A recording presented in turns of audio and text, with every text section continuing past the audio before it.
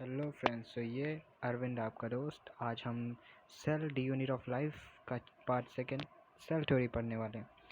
In 1838, Matthias Schleiden, a German botanist, examined a large number of plants and observed that all plants are composed of different kinds of cells which form the tissue of the plant. 1838 में Matheus Schleiden एक German botanist थे जो कि large number of plants के बारे में पढ़े, अध्ययन किए और उन्होंने पाया कि जितने भी प्लांट्स हैं वो सभी विभिन्न प्रकार की सेल से, कोशिका से बनती हैं और वो कोशिका प्लांट्स में टिश्यू को फॉर्म करती हैं। At about the same time Theodore swan 1839, a British zoologist, studied different types of animal cells and reported that the cell had a thin outer layer which is today known as the plasma membrane. उसी समय Schleiden swan 1830 में एक British zoologist थे जिन्होंने study किया था different type of animal cells के बारे में, और उन्होंने बताया कि सेल में एक ऊपरी परत, एक पतली ऊपरी झिल्ली होती है जिसे आज हम प्लाज्मा मेम्ब्रेन के नाम से जानते हैं। He also concluded based on his study on plant tissue that the presence of cell wall is a unique character of plant cell.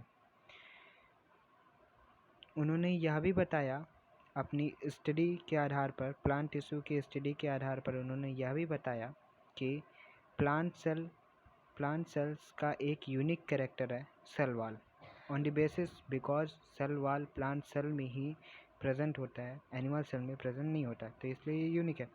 On the basis of this Schwann propose the hypothesis of the bodies of animals and plant are compose of cells and product of cell.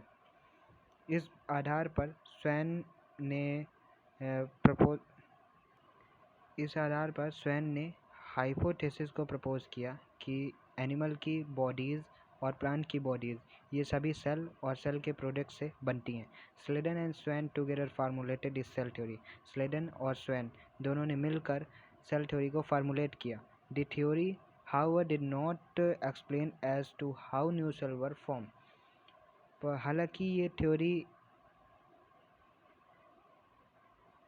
यह theory यह बताने में असफल रही कि नई sales कैसे form होती हैं। Rudolf Virchow in 1855 first explain that cell divided and new cell are form from pre existing cell.